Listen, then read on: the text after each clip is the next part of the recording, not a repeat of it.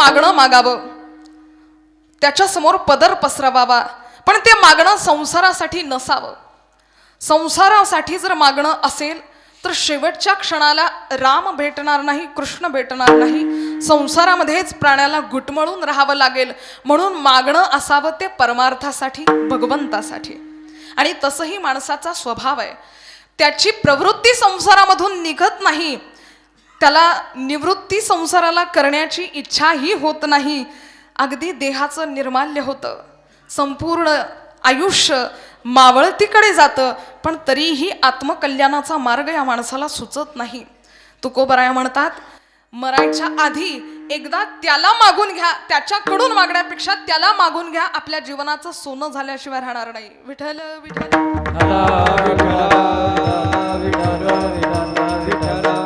आज तुकोबराया भगवंताला काहीतरी विलक्षण मागणी करतायत. तसं तर संतांचाही नियम आहे की काही मागणे हे आम्हा अनुचित, वडिलांची रीत जाणत असू. आम्हाला काही मागणं अनुचित नाहीये. आम्ही वडिलोपार्जित संस्काराची, संपत्तीचा आम्ही ठेवा जवळ घेतलेला आहे. त्याच्यामुळे पूर्वजांनी कधी देवाला मागितलं नाही आणि आज आम्ही देवाला कसं मागावं. पण तरी देवा द्यायचंच असेल तर काय दे. बघा तुकोबराय म्हणतात, विलक्षण काहीतरी देवाला गोपिका रमण म्हणून तुकोबरायांनी या अभंगामध्ये संबोधलेलं आहे. कारण आज तुकोबरायांना भगवंताचं स्वरूप कृष्ण रूपामध्ये पाहण्याची लालसा आहे. विठ्ठल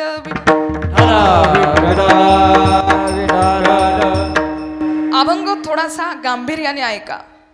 या अभंगावर चिंतन भरपूर केली जातात आणि करताही येतात, पण थोडासा एक गांभीर्याने जर आपण विचार केला तर बघा तुकोबराय म्हणतात, दावी रूप मज गोपिका रमणा.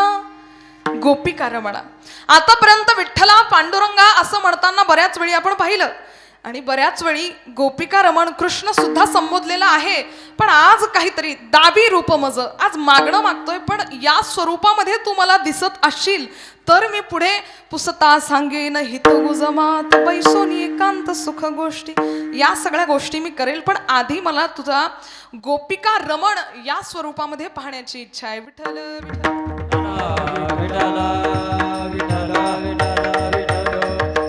का तुकोबरायांनी ही मागणी केली असावी? कान देऊ नये का? गोपिका रमण म्हटल्यावर आठवतो तो वृंदावनाचा गोकुळाचा कृष्ण, बरोबर आहे? तिथला कृष्ण आठवतो. मग तिथल्या कृष्णाचं स्मरण झालं की त्याच्या लागोपाठच गोपिकांचं स्मरण होतं. आणि या गोपिकांचा स्वभाव आहे, हम प्रेम नगर के बंजारन जप तप और साधन क्या जाने, हम ब्रज की भोली गवारनिया व्रत नेम के बंधन क्या जाने. आम्ही ना जप जाणतो, ना तप जाणतो, ना कुठली साधना जाणतो.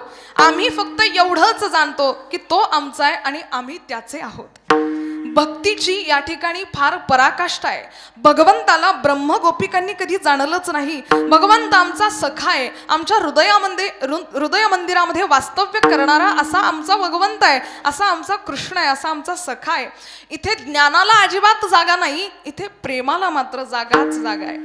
म्हणून तिथला कृष्ण आठवला की ती गोपी आठवते आणि तिची भक्ती आठवते आणि तिचं स्मरण झालं की मग तुकोबराय म्हणतात अभंगाच्या पहिल्या चरणामध्ये, भक्ती प्रेम नको ब्रह्मज्ञान, नको ब्रह्मज्ञान, नको ब्रह्मज्ञान आत्मातीती भाव, नको ब्रह्मज्ञान, नको ब्रह्मज्ञान आत्मातीती भाव, नको ब्रह्मज्ञान, नको ब्रह्मज्ञान आत्मसिद्धी पाव, नको ब्रह्मज्ञान, नको ब्रह्मज्ञान आत्मसिद्धी पाव.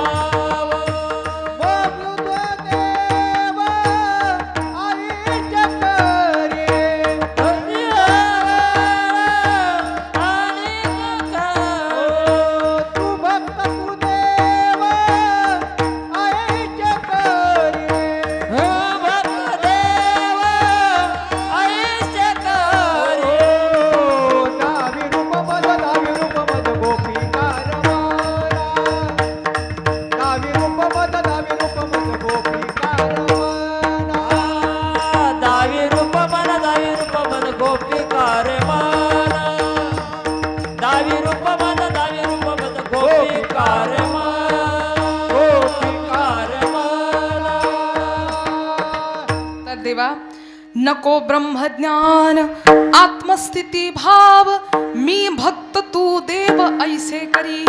का म्हटलं? भूमिका लक्षात घ्या. गोपिकांचा कृष्ण आहे, तिथे ज्ञानाला जागा नाही, म्हणून नको ब्रह्मज्ञान, तसं मला प्रेम दे. ब्रह्मज्ञान ही जगातली सर्वात मोठी गोष्ट आहे. ज्याला मिळाली त्याला दुसरं काही मागण्याची गरजच नाहीये. पण तुकोबराय म्हणतात ते सुद्धा मला नको.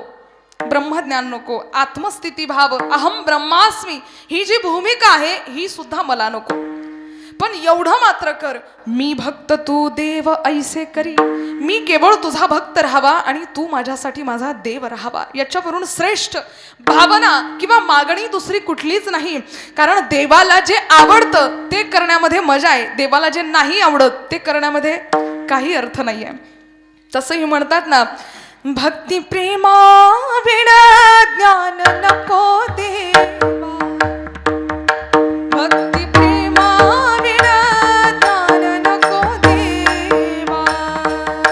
भक्ती प्रेमा विना ज्ञान नको देवा.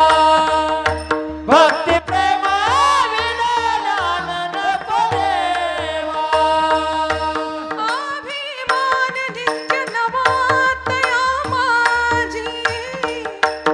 अभिमान नित्य नवातया माझी. प्रेम सुख दे, प्रेम सुख दे. प्रेम सुख दे, प्रेम सुख दे. अभिमान नित्य अभिमान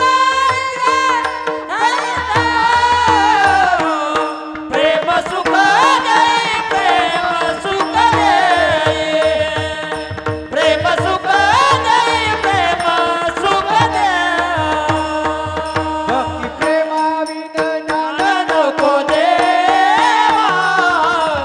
अभिमान नित्य वातया माझे. आम्ही सुख दे. प्रेम सुख दे. प्रेम सुख दे. समाधान. समाधान. भक्ती प्रेमा विना ज्ञान नको देवा. का नको? अभिमान नित्य नवातया माझी. प्रेम सुख दे, प्रेम सुख दे. प्रेमा विना नाही समाधान. प्रेमा विण नाही समाधान. द्यायचं असेल तर भक्ती प्रेम दे, बाकी दुसरं काहीच देऊ नको. आपल्याला देवाने भक्ती प्रेम दिलंय, पण आपण संसाराच्या रहाटगाड्यामध्ये इतके गुंतलेलो आहे की कधीतरी त्याच्या समोर बसून 2 मिनिटं त्याच्याशी संवाद साधणं, त्याच्याशी बोलणं, त्यांच्या मूर्तीकडे बघणं एवढंही आपल्याला सुचत नाही. अहो काहीच नाही, एवढंच करायचंय फक्त. देवाची द्वारी